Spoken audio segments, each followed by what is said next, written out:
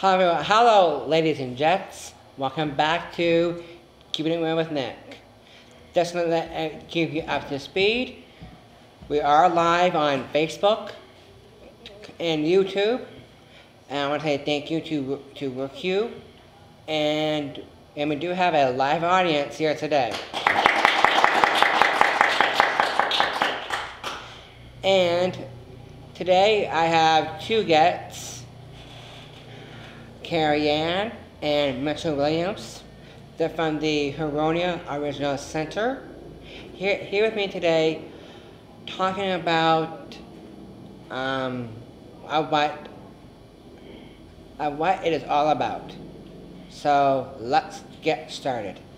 So Mitchell and Carrianne. So when did Huronia Regional Centre first opened? Well, it's a little complicated. Originally, it opened in 1861, and it was a branch of an institution in Toronto called the Provincial Lunatic Asylum, which is now Camanachd. So it opened in an old hospital in Huronia, and then after a few years, it closed down, and then it reopened in 1876, and it was called the Asylum for Idiots and Imbeciles, Huronia. And then after a few years, the hospital, the original building got so overcrowded, they moved around to a new site, which is where it was located until it closed in 2009. And it went through a bunch of different names. When Carrieanne was there, it was called the Ontario Hospital School, Huronia. And so yeah, it operated there from around 1887 until 2009. I know someone from Camanachd. Oh yeah? Her name was Yona. Yep. Yona Lasky. Okay. I had her on my show like a year ago. Oh yeah? And it was a great interview. And what is the happiest memory you have about being released from Huronia? Can you guys share that? Yeah, I'm a survivor. The happiest moments is when I went out the door and I couldn't believe how no more prison. Yeah, I agree. What about you, Mitchell?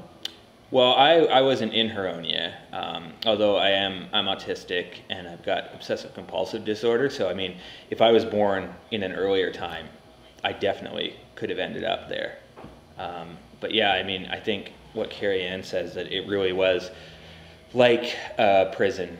People were locked in, and there were bars on the windows. Yep. In some of the old articles that I read, they even called the attendants guards. So it was very much like a prison, and I think it must have been pretty overwhelming for people who got out, especially some people were in there for, like 3 decades. They went in as tiny children. Yeah. And to have spent the first 20, 30 years of your life in that kind of situation, it must have been a real experience to get out of there. I guess it was a bit hard for you guys. I bet. It was very hard. It was like a prison. I don't know. I've never been in a prison, but I went in at 13. They told me I was going to school, and I ended up in there, and they broke my legs in 3 places. I see murders and everything going on in there, and then now the people from the cemeteries, the government refuses to put the right names on the bodies that they killed in the institution. And I heard that you went to 3 different institutions. I Can you did. explain that? I was in the Lake Shore. No, you were in Aurelia I'm first, sorry, right? Yeah. Aurelia. No, I was in Galt first. Galt. Training school. Training school for girls. Then I went to Lakeshore Psychiatric Hospital. And then I went to Aurelia, and I went to Gravenhurst. Part of my traveling plans of me being me. No, I feel I feel really bad for you, what you've been through. My heart goes out to you guys. Do you have any thoughts you want to share about the staff at Huronia? Oh yes, I'm sure you have some things you can say Mrs. about that. Green. Okay, there was an RN, and she pushed me downstairs and, like I say, broke my legs in 3 places, smashed my head, and I guess I was a punching bag, bug-eye Carrie, and it was like I was living in hell. Pardon my way. The nurses did not treat us right. We were the work bees. The nurses got paid, and we did their jobs. Kind of like per head, kind of thing. Yeah, well, it was sort of understood that these big institutions that they opened, if you actually hired enough people to run the places, it would just be far too expensive. So the idea was that the residents would do most of the work, and they wouldn't be paid for it. In the 70s, they started paying like a few cents an hour, and they didn't phase that out until like 1985, I think, is when they stopped using forced labor at Huronia. But yeah, I mean, the idea was that it was supposed to be occupational therapy to train people for the outside, but they were doing things that you would never, skill sets that you would never need outside of an institutional setting. They weren't learning things that would be useful in a community setting, you know? Yeah. So, Mitchell, Yep. you're a member of Remember Every Name. How did that came about, and how long have you been there, and been a member, and you're also a member of Hell on Earth? Can you explain that to our audience? Yeah, well, I got involved with Remember Every Name in 2015, in the fall of 2015. I was doing research on immigrant neighborhoods in Toronto. And so I started doing research on the eugenics movement, which was this idea that society, all the problems in society were caused by people who were considered disabled. And so I was doing research on immigrants, and they thought certain immigrants were more likely to be what they called feeble-minded. So I was trying to delve into that and how they used sort of bad science to discriminate against people. And so in doing that, I found out about this clinic that was run in an immigrant neighborhood in Toronto that was run by a eugenicist named Dr. Charles Clark and his protege, who was named Clarence Hinks. And so this was a clinic. It was in the basement of the Toronto General Hospital, and they basically diagnosed all these people as feeble-minded or mentally defective, and then they shipped them up to Huronia. So I was doing research there, and then I sort of started feeling like the Huronia stuff was more important than the other research I was doing. And so I reached out to Remember Every Name because I wanted to talk to survivors of the institution and find out what happened there, which was, I kind of have been trying to find information all the spring and summer of 2015, and then I finally went up there in the fall of 2015, and that's when I really got involved. And Carrieanne, how did you get involved with Remember Every Name? I got involved with Remember Every Name from the first time we marched from the first time we had our first Mother's Day at the cemetery. And Remember Every Name also kind of came out of part of the settlement of the lawsuit was that there were tours of the institution, and after the tours, everyone would gather in the cemetery. So that kind of is how Remember Every Name got started, and you were there, right? Yeah. At the beginning then, sort of on the tours and stuff. Were you also part of Hell on Earth, or? Sorry, I forgot about that. That's a Facebook page that I started up because I've been doing all this research since like 2015 in government records and things like that, and I wanted a place where I could share that with the public so that they could get an idea of what things were like. So, yeah, the name comes from the book Christmas in Purgatory, which was a photo essay expose of institutions in the U.S. So I thought, that they said that, there is a hell on earth, and it's in these institutions. That's sort of where I took the name from. So yeah, I just post updates there. Actually, Carrieanne and I wrote a post together, and we posted it on that page about a friend of hers who died in the institution. I am so sorry to hear that. Can you guys tell me and our viewers a bit about Remember Every Name Mother's Day event here at the Disability Channel? Yeah, do you want me to start with that, Carrieanne? Yes. Yeah, okay. So yeah, starting Mother's Day, what would it have been, 2016, we gather every Mother's Day at the cemetery at Huronia, where some of the people who died in the institution are buried. And we do a procession to the cemetery with a sort of symbolic casket, symbolic of the people there, because people didn't get funerals or anything when they were buried there. And then at the cemetery, people speak, survivors speak, and other people speak, and we sing songs and just sort of take a day to think about the people who didn't survive. And we picked Mother's Day because people were taken from their families, they didn't have mothers, and mothers had their children taken because, I mean, women didn't have much of a say in what happened there. And also because a lot of people didn't get to be mothers because they were institutionalized, and part of the reason they institutionalized people was to keep them from having children. Sterilization. Yeah, things like that. So Yeah, there's I've heard a about lot that. of reasons for that day. Mm-hmm. And what about you, Carrieanne?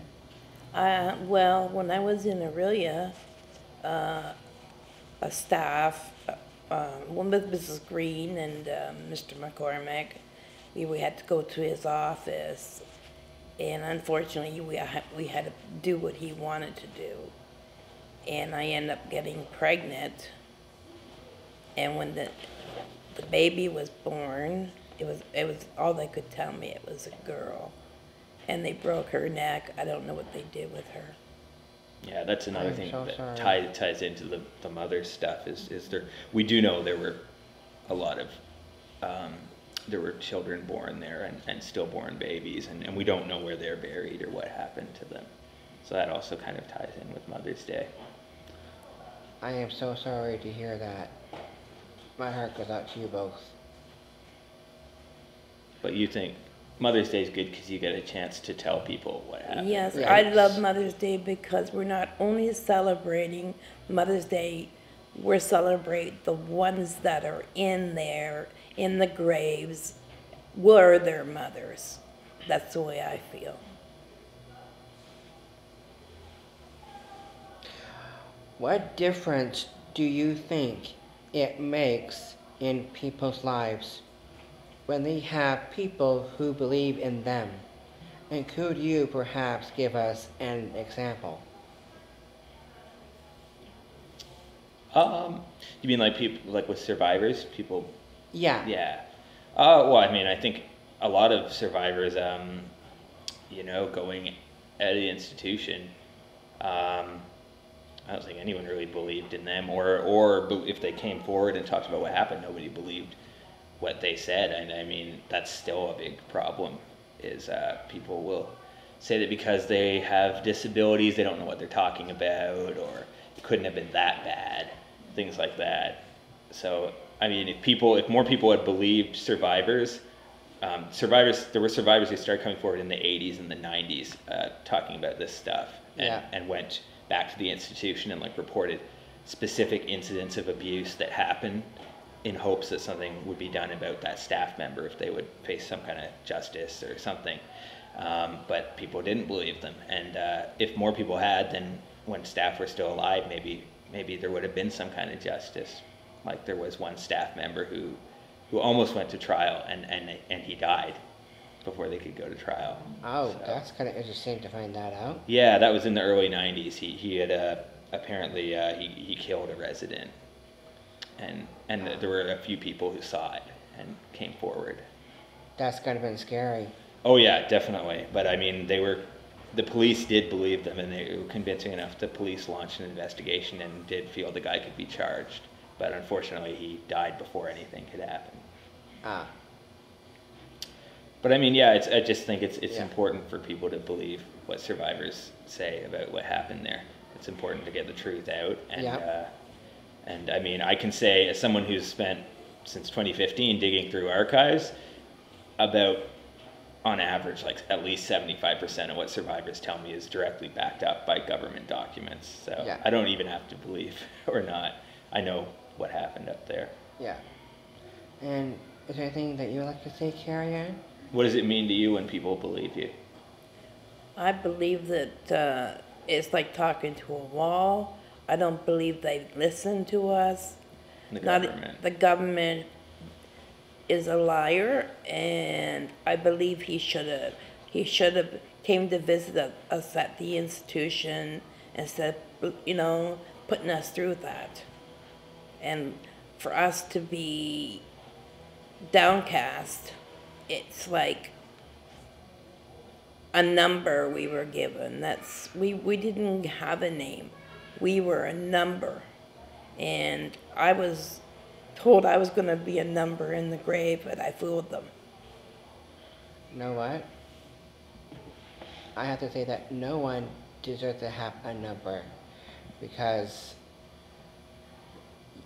you guys are worth more than that. And I have read that on your Facebook page. You guys were just more than a number. You guys deserved a lot. Do you think that the government has done enough for people with disabilities? If not, what do you think the government can do to help people with disabilities? You want me to go first on that one? Yeah, I have some stuff to say about that. Well, I mean, it's kind of like a two-part answer, I think, because, well, as far as government, how they've treated survivors is just awful. We've been trying to basically get like some kind of memorialization of the cemetery going, so and they have done that. They put up these plaques and they put up row end markers, which are supposed to say who's buried in each row of the cemetery, because there's a lot of the rows are unmarked. The gravestones were removed. But they didn't involve survivors at all in it. So they had no say in what went on the plaques. Mm-hmm. And our big concern that we've kept coming back is the government commissioned a report on the cemetery. One of the things that report said is that we don't know what row people are buried in. So the names on those row end markers are not accurate, because they might know those people are buried in the cemetery, but they don't know where. And so they have completely ignored that concern, and have repeatedly, when we said that, you haven't consulted us at all, they just say, oh, of course, we did. You're lying. We did consult with you. And then the second part is, I think in general, the government continues to treat people with disabilities pretty atrociously. I mean, there's still people are ending up in nursing homes and in a lot of the same kind of conditions that people experienced in the institutions. And my concern is, even though the Liberal government hasn't been any good, I mean, there's a potential things could get a lot worse if Doug Ford ends up becoming premier, given his comments on people with disabilities in the past, and that they shouldn't be allowed out in the community and things like that. So I don't know. I don't have a lot of confidence in what's going to happen with the upcoming election. Me neither. Yeah. I don't know that anyone's very good. Yeah, but we all try our best. But we can. Do you have anything to say? What do you think of how the government treats people with disabilities? I think they treat people with disabilities with unrespect, cruel. Physically, they should listen to us. We should be able to speak our minds, be able to show people we can do things just like them. even though you're a disability, handicap, whatever they want to call us, support us. Don't put us down. We can do exactly better than the other people. That's true. Yeah. But yeah, and I agree with you, Carrieanne. They're more than just a number. Mm-hmm. And They deserve better lives. yeah, and there's still this idea that people with disabilities don't know what's best for themselves, and that they need other people to decide what's best for them. Yeah, that's true. Which is a big part of Huronia and all these places. They didn't go in saying let's make an abusive hellhole. They decided that they knew better than the people that they were supposed to be caring for, what they needed, and that's what ended up happening. Is it was just a horrific place. I'm still suffering from trauma. It won't go away. Even if you gave me a psychiatrist, Yeah. it's scarred in our body forever, and it will never go away. Nobody can take away pain of horror. I am so sorry what you've been through, Carrieanne. What is the most rewarding part of Remember Every Name? For me, I guess it's been very rewarding, and I think for me, because I do all this research and stuff, it's like we're getting history out there that has been covered up, and that people maybe don't even want to look too deeply into, because they don't want to know what happened up there. So to work to get that out there and to teach people about the things that about basically disability history is that's very rewarding, and to work with survivors, and it's a privilege to know the survivors I know who've lived through this really awful chapter in our history, and they have a lot of wisdom and a lot of important stuff to say. People should listen to them. True. And what do you have to say, Carrieanne? What do you like about being part of Remember Every Name? I like it because I like to get it out to people that Remember Her Name is not just us, it's for the ones in the cemetery. And we want to support the souls that have been murdered, which I've seen a couple, but it's like they need to be heard.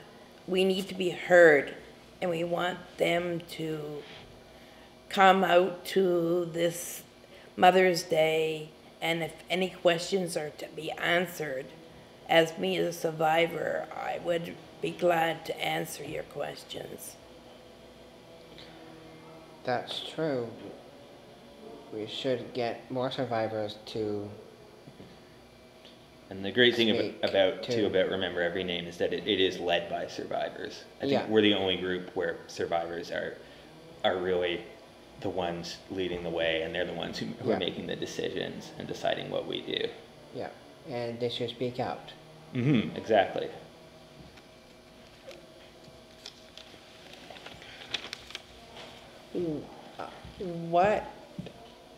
What you've learned from your experience that can help others.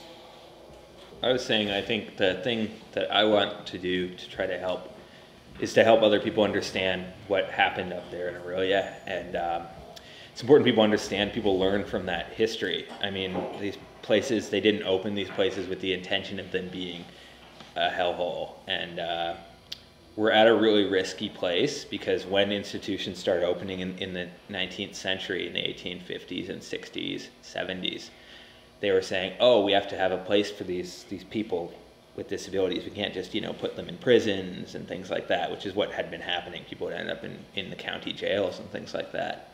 So they said, oh, we'll make a specialized facility to put people in where they can get the care they need.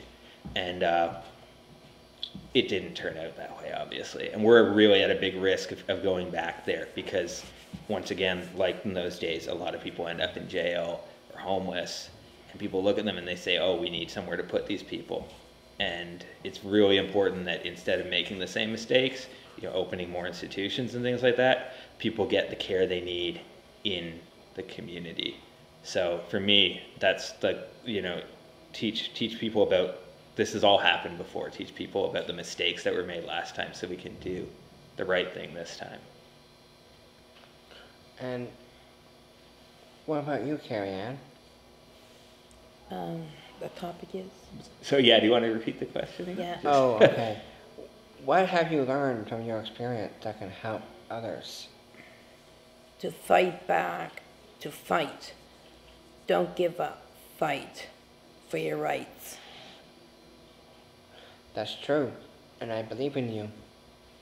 We're not scared to be seen. We make no apologies. This is us. So what is your favorite movie, TV show, and music, and why? I guess I'll go first for that. That's a tricky one to answer because I like movies a lot. So I really like any movie that's like a good movie, I guess. I really liked recently, Thor Ragnarok. I thought was really well done, the latest Thor movie, and I'm a big fan of the director who directed that. As far as TV, I don't watch much TV, but I like some of the shows on Netflix. Some of their original shows are pretty good, and I'm a music junkie, so I collect records and CDs and everything, and I like all kinds of music, but listen to a lot of like sort of roots music, like folk and country and blues and things like that. So, what kind of music and TV and movies do you like, Carrieanne? I like Dolly Parkins. I like her singing because I love singing. I was in the choir in Gravenhurst and I won a trophy, and I love singing. And you're a big country fan as well. Oh yeah, right? yeah, very country fan. Brought up in the country. What else? Movies. You like horror movies? I love horror movies. I don't know. Me too. Because Yeah, I like horror every as well. time I look at a horror movie, I think about Aurelia. Yeah. Every time but I have to turn my back when the knife comes down. We saw the new version of It in the theaters when it came I know out. they grabbed her them. went. That was a good one. I like that. Yeah. I saw that too. Yeah, because I read the book and I'm a big fan of the book, so I enjoyed Were it a you lot. scared of it a bit? You didn't think it was that scary, right? You liked it, but you didn't think it was that scary. I had popcorn in my hand. I had to put it over further in case I Threw it. yelled at him. So I like to hear the screaming because I heard the screaming in the institution. So I'm used to hearing the screaming. So yeah, I guess that answers that. You guys have a good time together sometimes? Yeah, we hang out pretty often. He comes over every I'm from Barrie, month. but I come down once a month and we hang out. Yeah, because I need support. Yeah, that's true. So I want to say thank you to Mitchell and Carrieanne for Thank you. coming on to the Disability Channel today. And I want to say thank you to our live audience back there. Thanks for having us. Thanks for having us. I And guess I problem. should say before we go, just tell people to please come out on Mother's Day. Yeah, we'd like you to come out. It's at 1:00 and at the cemetery at the Huronia Regional Centre. But do not look at the institution. yeah, please don't. Well, actually, I think it's important they do. They should see But what it- it looks like and what. Or that. It's I have to turn my head every time I pass Yeah. by it, but it's You shouldn't have to look at it, but it's Yeah. people should see Yeah. how huge this place is and how It is. frightening it is, really. if walls could talk. Yeah. But I think that place should be burned down. That's about my word who all the is survivors feel that way. explosion. Blow it up. Yes, I agree with you, Carrieanne. No more institutions. I think all of those should be shut down. Definitely. So with that being said, I want to say thank you to you guys for coming on, and our live audience coming in too. And we are live on Facebook and YouTube. Check it out. And also, please keep subscribing to our Disability channel. And I'll get back to you the next time I'm doing Keeping It Real with Nick. Thanks so much, ladies and gents, and see you next time.